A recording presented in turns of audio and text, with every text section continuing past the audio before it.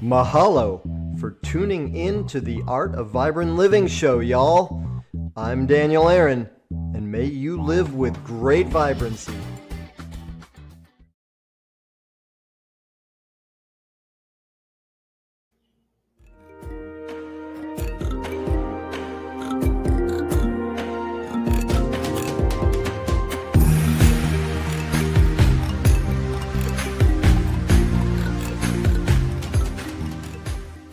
What does it take to create a vibrant, thriving life?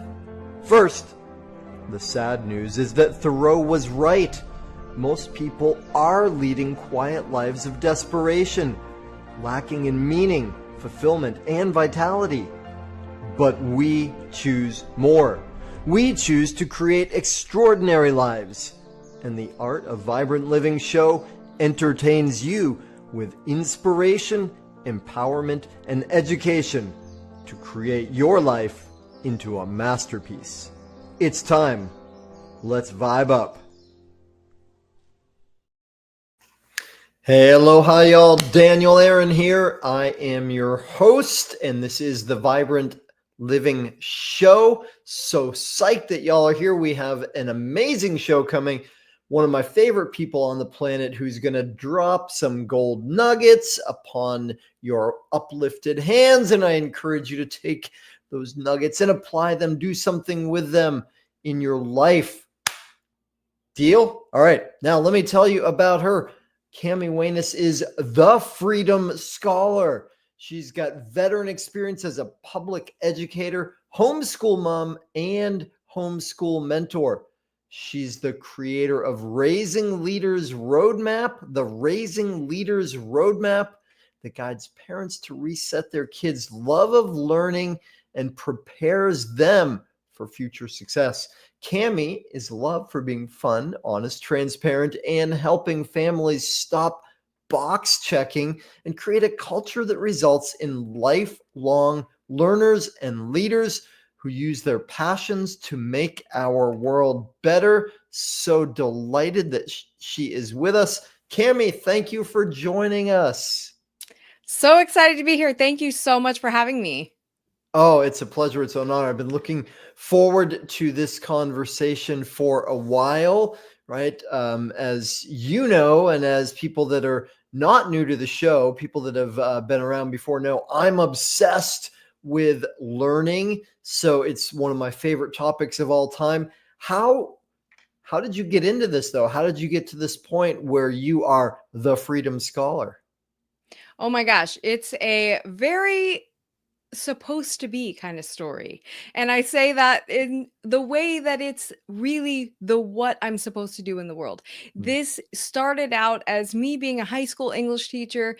And I remember being a box checker as a student. I remember just saying to myself, you know, just tell me what I need to do. Just tell me what I need to do. Get an A or B. That's fine. I'm good. And I'm not going to put any glitter. I'm not going to put any, stickers all over my poster boards or my papers, but I'm going to get the job done. And then when I was a senior in college, I remember I was sitting around, and this is going to date me a little bit, but I was sitting around my room with Xerox copies of research, right? Remember when we used to have to do that? And then I was thinking to myself, man, this is everything that I get to do right now is be a student. That's my whole job, to learn about stuff I wanted to learn about. I was a senior in college learning about something I was very passionate about. And I was like, this is amazing. And I was almost done. But as a teacher, an English teacher in high school, I wanted to really always inspire my students to maybe just have a little spark to where someday they might learn something, someday they might read something that really helped them or help someone else or led them in a way that to greater learning. And that is really my passion. So when I started homeschooling my son, I actually totally didn't even use that methodology. Don't know why. And I messed it up. I totally lowered his level of love of learning. And then we were both crying every day. And I was 6 years old. And I was like, this is not supposed to be like this.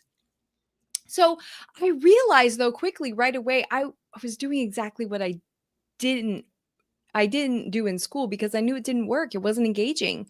Kids don't want to have a workbook, a textbook, a work. Whomever made a worksheet, they were like, "Oh, it's the best worksheet of my life." No one said ever, right? So then what I did was I transformed. I realized I was focusing on the wrong thing. I was focusing on box checking and not focusing on inspiring love of learning.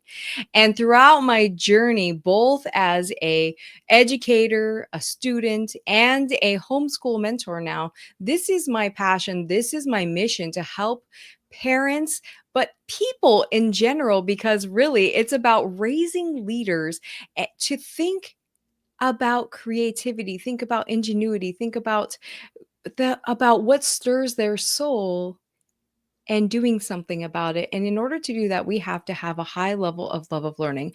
And in order to be a leader, we have to have a high level of love of learning. And that's something I'm also super passionate about. So that's where I am today, is really trying to change people's mindset from thinking, what are those boxes we have to check for a transcript or boxes we have to check for work? And think about what is our level of love of learning that's gonna take us to becoming the people we wanna become or raise Mm, the kids we wanna raise. that's beautiful. I love that. So, ooh, goody. There are like 1,200 questions come to me from all of that.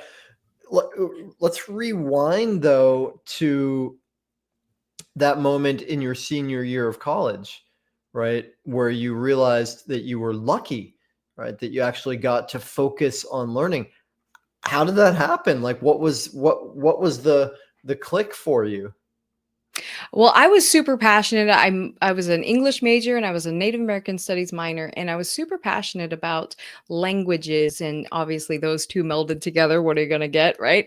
I was super passionate about languages and just really learning how it shapes worldview. And so then I was doing a bunch of research in primary documents and Native American studies and all of these areas, and then I was just I was surrounded by all of these things, and I thought, this is like the way things are supposed to be. Like, if you're really jamming, if you're really in the world doing what you're supposed to do in the world, you're passionate like that.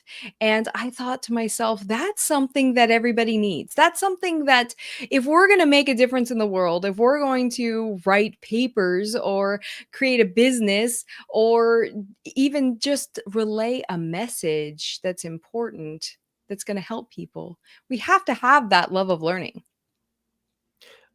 I'm 100% with you. Yeah. And it baffles me. It baffles me that people don't. Although, as I say that, I think about my senior year of college.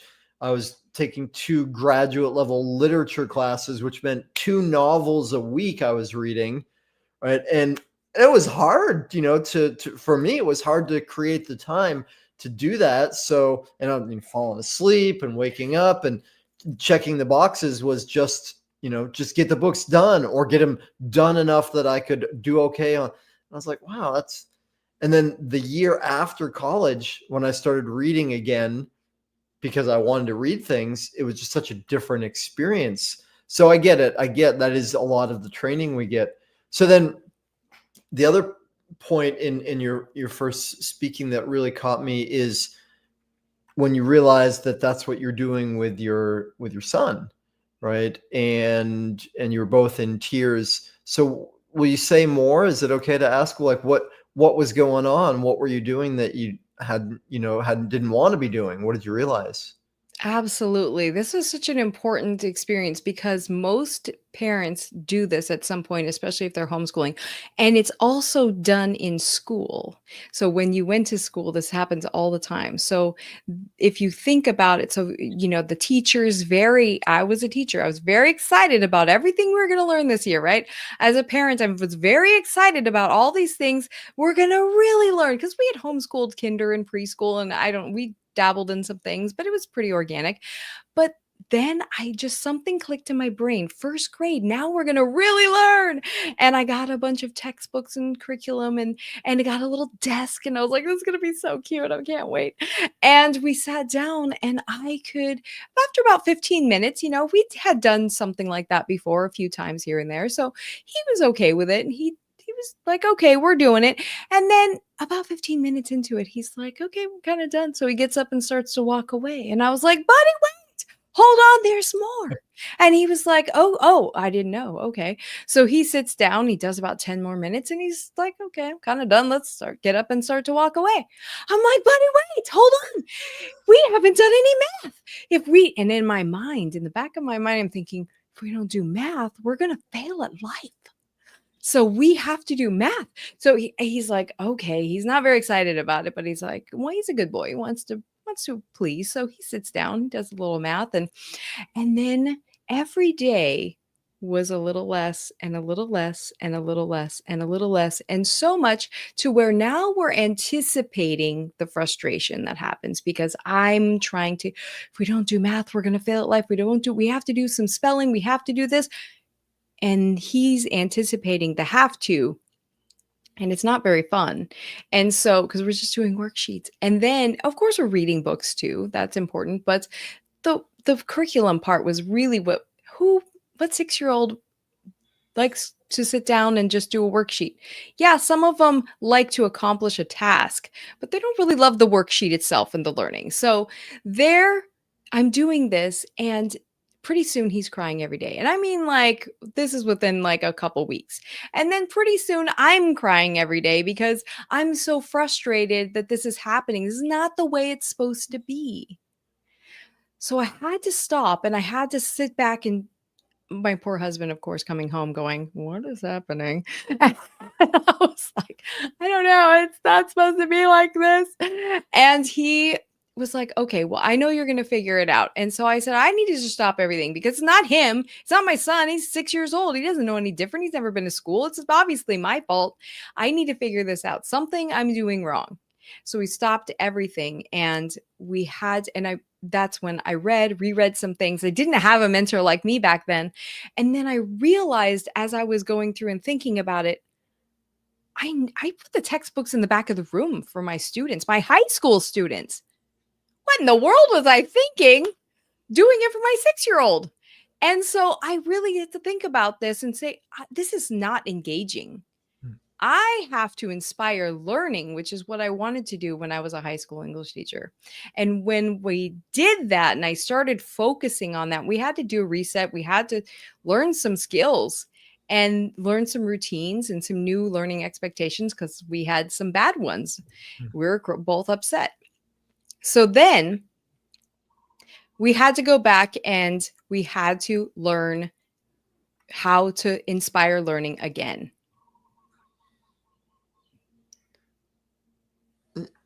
Yeah. Okay, cool. Well, I'm curious about all that. We seem to have lost the video, Kami. I wonder what's going on. I Yeah, haven't I'm seen. not so sure about that. That has There's actually there's never probably happened to me before. a video camera icon. Maybe you have to go to settings. Oh, There there we we go. are. Hey, all right. Hey, Cool. we're back. We're back. We're back. We're back. So, okay, cool. I'm with you. So, oh, holy moly! Thank you for telling that story, because I'm exhausted and depressed. No, I came out of it because the story resolved, but as you told what went on and how it built up, and I was just like, it was so hard. I was all just about in tears just from you telling it. I can, and as you describe all of that, I think, what a subtle and insidious and cumulative process that probably so many people go through and don't realize, like, all those step by step by step by step little pieces that create, all they know is, this is horrible, this isn't working, what do we do, I'm gonna fail, we're gonna fail, they're gonna fail, and just forget it all. Or I don't know all of what they do at that point, but I can now see how it builds up in that subtle way. So, oh goodness. So how do you how do you help people then? They have a different experience of that now. Well, that's a great question because the first thing we have to do, which is what I had to do, it honestly took me a solid 6 years to unlearn what I call the educational should. So that's that box checking mentality, that should in our minds that, oh, if we don't do it, we should be doing more. We should be doing this. We should be doing. And granted, I don't care if you have kids or not, you're thinking this about your day. Right? You're thinking, I should have done this. I should have done more. I shouldn't have done that. Right? And we're thinking about that all the time. And that educational should that we have on our shoulders is preventing us from inspiring learning. It's preventing us from the freedom to learn. And that is another reason. There's a lot of into the freedom scholar, why it's the freedom scholar, but that's one of the reasons is the freedom to learn, the ability to have that freedom to learn. And that all the shoulds on us really build up and we feel stressed about it when it's not even real. It's made up. Every kid is ready for a different thing, a different skill at a different time. Every kid's interested in different things. Every kid is whatever. Yes, there's some have tos. I understand there's some box checking, but it doesn't have to be when love of learning is low. Because when love of learning is low and you Mm, start pushing that should and start pushing the box checking, then you're just going to get it lower and lower, and everyone's going to be crying every day like me. mm, Or when love of learning is high, now you can do some more shoulding. You can do some more. This is something we have to do because we have to do it, right? And that's okay. You can teach that with your kids outside of education at first. There's no reason why, well, we just have to write this paragraph because sometimes we have to write and do hard things. Well, why can't we do hard things with cleaning up our room or do hard things with pulling weeds? We can do hard things in different ways. And so for our own brains as adults, we can make that the same as well. Let's do hard things outside until we raise our love of learning, and then let's challenge ourselves. Because mm. now that my son's love of learning, he's a lifelong learner now.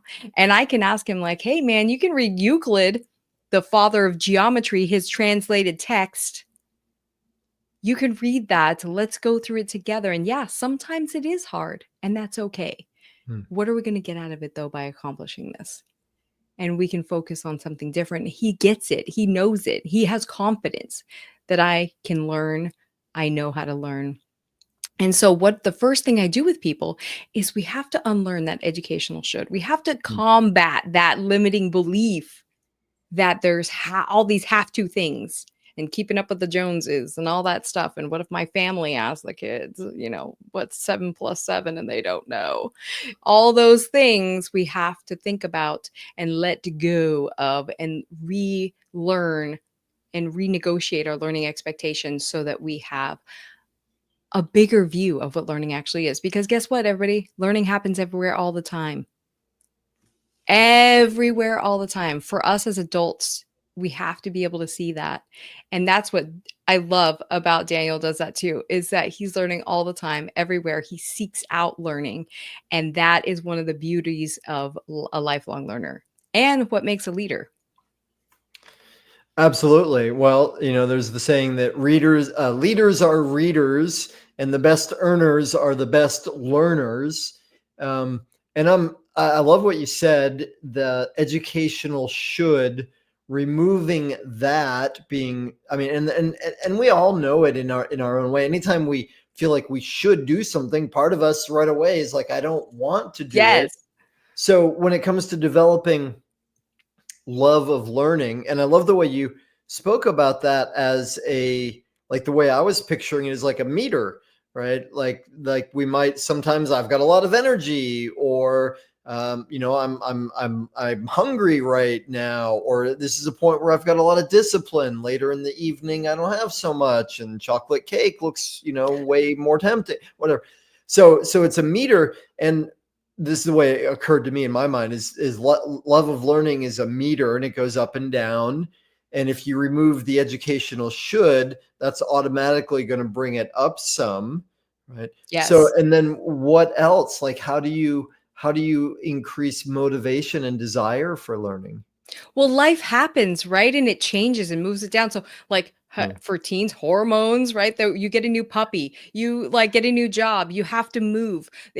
Love of learning comes down. You're not focused, inspiration comes down, and you have to have the skills to be able to keep it high. And part of that is creating the culture. That is really Hmm. the most important thing, is creating the culture. We have a culture in our home, in our family, no matter where we are in the world, that is a high level of love of learning. We're always learning. Learning happens everywhere all the time. And if we're constantly sending that message, that really is the theme song of love of learning. Learning happens everywhere all the time. And if we're constantly in pursuit of that, then inspiration will always stay high. There's a lot of skills in there to get to that point, but that is really what we have to do. We have to navigate. We have to see, oh, it's low, and then navigate back up to where it's high Hmm. again. And Hmm. when we're as entrepreneurs, we have to do the same thing. I definitely don't feel like writing an email right now. I definitely don't feel like, making that call. I don't want to get all gussied up for my podcast today, but I have to renegotiate that. What are we doing this for? The why, right? The end goal. And for me, in working with parents, the end goal is the most important thing. Who are we trying to raise? And for us as adults, the question is, and for my son too, I'm constantly asking him this question. If you ask him, it's almost every day that we ask, who do you want to be? What kind of Hmm. person do you want to be? If we ask them that question all the time, as parents, we ask, who are we trying to raise? Then we have to think about what we're doing right now. And is that getting us to where we want to go? Yeah. Cool. Okay. Thank you. 1,200 more questions come up then. So the theme song, how did you say it? Learning is happening everywhere all the time. How'd it Yeah, go? learning happens everywhere all the time. Okay. And what came to me as you spoke that is you may know, and I'm sure some of our audience does, but I guess I better explain because not everybody does. There's this famous study done. It's called the Harvard Maids Study, and I'll just say it really briefly because I think it connects to what you said. Um, there was Ellen Langer did this study where she went into a study a bunch of maids, like hotel maids, most of whom were in poor physical shape, physical condition. And so they divided, like a good study, divided them up in half. And with one group, they said basically, you're doing a lot of exercise here, right? Because the maids believed they weren't exercising, right? Which is why they didn't have time for exercising. They had a hard life and all this work. And so they showed half of them that, running the vacuum cleaner and changing the sheets and pushing the thing down the hall, like that's a lot of exercise. Like you're burning a bunch of calories here. And so they taught them a little bit about that, put up in the break room some things about the different exercises they were doing, and didn't do any education for the other group. And it was like just 6 weeks later, I think they analyzed, and the group that got the education was way better in a whole bunch of health and biomarkers. And it really clearly indicated that, and they were doing the same thing, right? Both groups were continuing to do the same thing, but these ones were aware that they were exercising. So they were actually getting the benefits. And so that's what I heard when you talk about learning is happening everywhere all the time is, well, that's true for everybody. I think I'm going to ask you more about that. That's got to be true for everybody, but a lot of people are missing the boat on that and not realizing it. Am I on track with what's part of this? 100%. Absolutely. Yeah. It's very much a mindset shift, right? So if we think, we're going to have a schoolroom, or we have an office, right? So we have an office, and this is where I do my research. This is where I do my podcast. This is where I do my emails and the output and all these things and my communication. Then outside of that, I'm not doing that, or it's less of importance, which is really what happens, because kids are constantly learning. Here's the learning that adults think is important, that society think is important, and it's kind of boring, and sometimes I'm not really that good at it. And here's the stuff I like to learn about, Hmm. and like skateboarding or whatever the case. And it's super fun and I love to learn about it and I'm kind of good at it, but it's not really that important according to the people in the world. And we have to change that mindset. We have to bridge that gap. And so as adults, we have to do the same thing. We have to understand that the crossover of the learning happens all the time. So the things that we learn in about nutrition and health transfer to the place where we're standing at our desk, we're doing our, we're taking a couple of squats in between each call, or we're doing, we're doing lots of different things. So where the mindset shift happens. And so when that happens, now we're seeking out the learning opportunities in different places. So in terms of, we might be just doing everyday activities, but we can say, oh gosh, we were in the garden pulling weeds, but guess what we learned? We learned that we can accomplish goal from this point to this point. Our goal is I'm going to get this side of the yard done today. And we accomplished this. What did that teach us? That taught us that we're our word to ourselves and we're going to do what we say we're going to do, right? That's learning, right? So or you're learning that this weed is easier to pull than this weed, or this weed is, or whatever the case, there's so many things that's learning that we don't necessarily identify as learning because we're not conscious about it. It's kind of like when you're about to buy a car and you are constantly seeing that car everywhere where you didn't see it before. It's just that different focus, right? And if we're sending that message to ourselves all the time that it's everywhere, it's learning, then that's going to help us build this culture of learning to where we can output and we can relate to people in our messaging. With any different categories, we can relate to our clients better, and we can constantly be in a growth mindset. Beautiful. I love it. Okay. So one little follow-up question from that. I'm with you. Learning's happening all the time, everywhere we go. And is there a part where you or any of us can help I was going to say for our children, but for anybody, clients and students, and maybe for ourselves to have the experience like you just described? Well, I did that thing, so now I know I'm someone who does the thing they say they're going to do, right? To actually cement that learning, to make it wire and fire together so that we actually get the lesson more clearly. Does that make sense what I'm asking? Yeah, I think what you're asking is intentionality, is being intentional about it. Well, here's what I mean is like we learn things all the time, right? But do we know that we've learned it?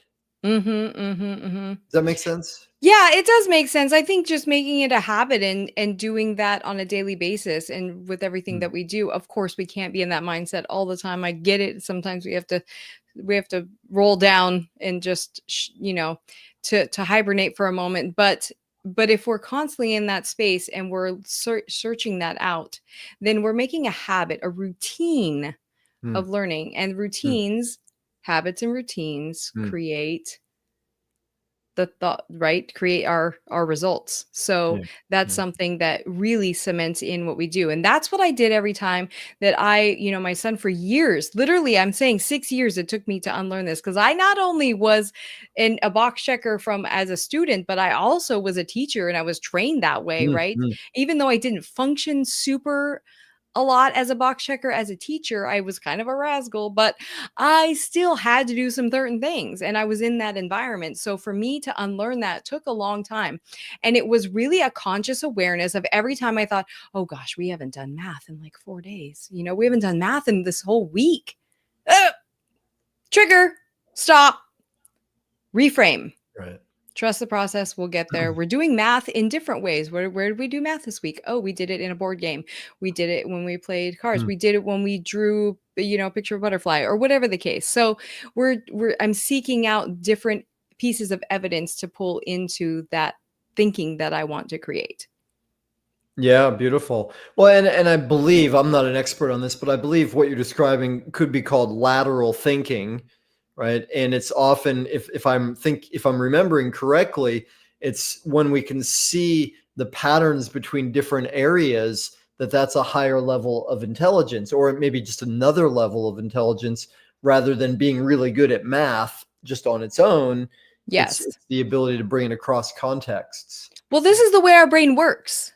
Our brain doesn't work when now we're going to learn math and now ding, ding, ding, the bell goes off. Now we're going to learn English. That's not the way our brain works. Our brain works, I want to create a skate park. So what do I need to do? I need to learn Hmm. how laws are made, approved in the city. I need to know how the zoning laws work. I need to think about land use. I need to think about construction materials and how to engineer something, how to architecture. I need to think about physics and the history of the different tricks. You can tell I know a lot about skateboarding, but the history of different tricks and things that they do and how that relates to the angles and the different tools and stuff I'm going to put in the skate park. That's the way our brains work. When I wanted to start a podcast, I knew nothing about podcasting. I didn't even really listen to podcasts all that often. And so I knew nothing about audio editing, anything like that. And I didn't want to research any of that. It's not my jam. That's not my skill set. But I wanted a podcast and I knew that was important to my audience. And so I researched everything. I researched audio. I had literally look up what mbps means. I know that's so sad, but that's what I did. For me, it was part of the learning. I had to learn what's the best podcasting, software. What's the best podcasting method to get out there? What's the, names, graphics, all of these things in order to create a podcast. Even though I didn't want to learn any of those things, but because I wanted a podcast, that's what I learned. I love it. Well, and I think, coming back to the question I asked earlier, how do we increase love of learning? You added another element there, which is we focus on what we want, right? Yep. That actually has not what somebody else tells us we should want again. Yes. So, and then I know another barrier to learning, which I will see if I can model the antidote for. What's MVPS? The mbps. I, Yeah. I guess I should know. No, it's just the megabytes per second, I guess, is what it is. Ah, And I didn't know that. So I'm looking up all this analytical tech, audio tech language, this vocabulary that was not familiar to me. So I literally had to look up things that yeah. other people would be normal. I'm with you. I'm with you. Well, and and I guess part of well, also I heard MV, not B, but Oh, okay. Okay. and it I'm sure also you already know that. it brings me back though when I lived in Bali, I had an amazing moment where I was sitting at a cafe with a friend of mine. I had been living there 6 months. He'd been living there 5 years, and they can't. The wait staff came to take the order, and I stumbled through ordering in Indonesian, right? And then my friend, 100% English. And afterwards, I was like, "How come you didn't speak any Indonesian?" And then I was like, "Wait, I never hear you speaking any Indonesian." And his response was, "Well, I feel stupid." And I was like, "Oh, right." And because in the beginning we have to make a mess, right? In the beginning, So and so true. I was comfortable with being an idiot, being like, what does that mean? I don't get it." And so does that make sense as a part of learning? Oh, this is so true because this is a difference between people that succeed and people that don't, right? So we have to Oh, have the confidence to be able to fail. And we have oh, to have the confidence to know that it's okay to mess up. That's how everybody wins. Everybody wins because they messed up. When I mm, started my weekly Facebook Live, which is now on YouTube and in my podcast, I started it because one of this woman I was following about business and marketing, and I had no idea about business and marketing. She was doing that. And I said, well, if it works for her, why not? Right. So I started this Facebook Live, and I talk for an hour, 45 minutes to an hour by myself for every single Thursday and just taught way over taught and did all these things. And it was so terrible. And I was so committed though to being consistent and messing mm. it up. And another example I have of that is during our I was working with a branding and sales and marketing company all last year. And one of the biggest things I saw was people that were on the calls and the coaching calls, they were okay, does anybody have any questions? What are we working on now? Okay, this and this, does that make sense to you? And everybody's quiet. Everybody's like, I don't know what to say. Does anybody want to show us their, statement, their mission statement, their whatever, your elevator pitch? And I'm like, me? First of all, I paid a lot of money to be there. So I want to get something out of it. And secondly, I'm like, anybody, give me some feedback. Let me hear it. I'm not taking it personally because I know that it's just me on the scale going up and down, getting a little higher every single time. And I will learn this. I will. I have the commitment and the confidence. And that's the thing that love of learning does. When you have a high level of love of learning, people have confidence. Kids have confidence. My Hmm. son the other day was talking to my husband, and I overheard them, and he was saying something. My husband was saying something about, well, you'll need to learn such and such someday. And he goes, well, if I want to, and he wasn't trying not to be rude, but he was just conveying confidence. He says, well, if I need to learn it, then I'll just get a book or a class and I'll just learn it. And I was like, yes. I was like, that is the theme song of a lifelong learner right there. Because that's what we have. We have the confidence just to say, yeah, I'll just learn it. I don't know anything about podcasting. I'll learn it. I know I can. I don't know anything about sales calls. I was terrible at them.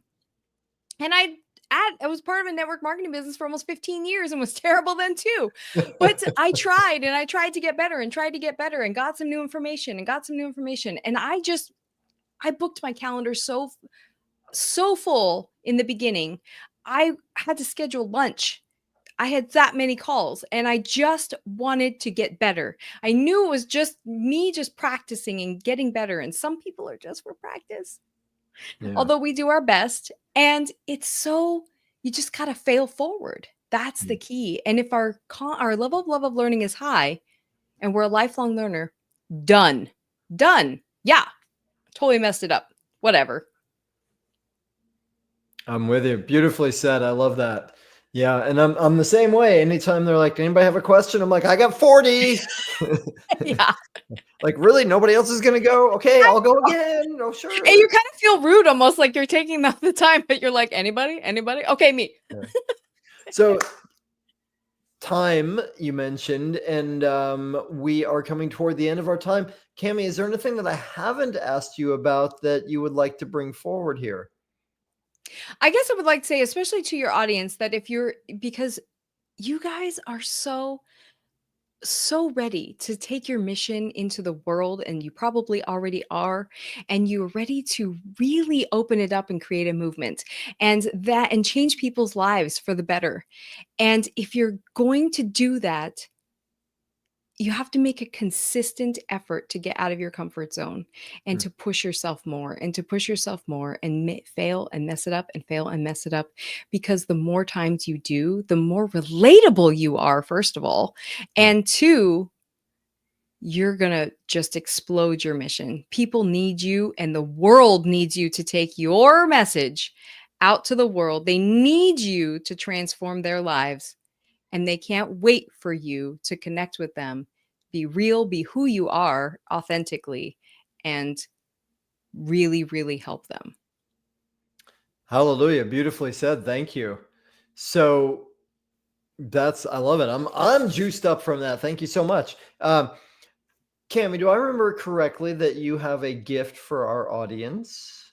I do. Yes. Yeah. So it's generated for families, but don't get me wrong, it's actually for you. So it's called the Love of Learning Assessment. And what I want you to do is I want you to take this. It's just a download, but it's actually something you can keep forever because I want you to keep retaking it. It's just a snapshot of where the level of love of learning is in your home right now. And so I want you to take it right now and think about it's questions like, are you reading every day? Do people in your family see you reading every day? Do they see you reading in a book, not a Kindle? Do they see you writing with a pen, not just typing all the time. And Mm. I'm not against technology or anything. I use it every single day, but there's a difference in learning there and accessibility to learning for kids. If you don't have kids, no worries. It's going to be a snapshot of just where your level of learning is at right now and where the culture is at in your home. And then you take it every 3 months, every 6 months, every whatever, and it just kind of gives you a range. Cool. I'm excited to take it.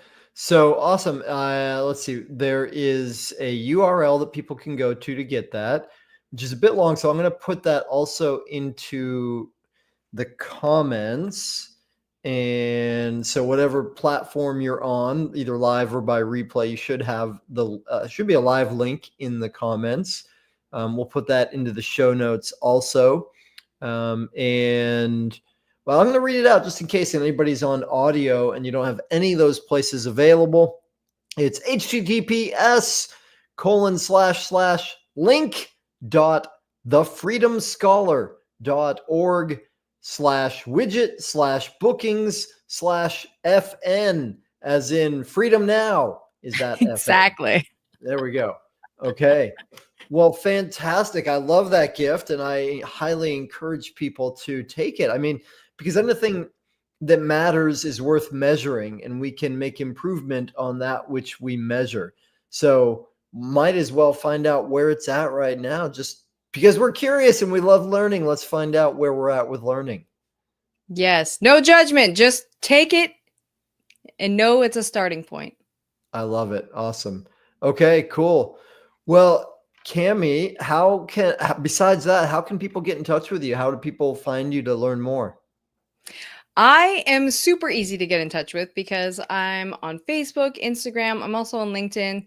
And just search for Kami Wanous or the Freedom Scholar, and you'll come up with me for sure. And it is something that I love to do. I love to chat with you guys. So I offer free call for parents who are looking to homeschool, thinking about homeschooling, or are already homeschooling. But if you are just want to connect with me and network with me and chat about how we can collaborate together, I am very open to that too. I do that all the time. That's how we met. Daniel and I met as well. So we are collaborating on another project together. So I'm really excited about meeting more people and really helping everybody get our messages out there together. That's beautiful. I love it. And as a parent myself, the value and the importance of just getting a tiny bit better at loving learning and helping our children to love learning is it's so beautiful and important. So I highly encourage people to take you up on that offer as well.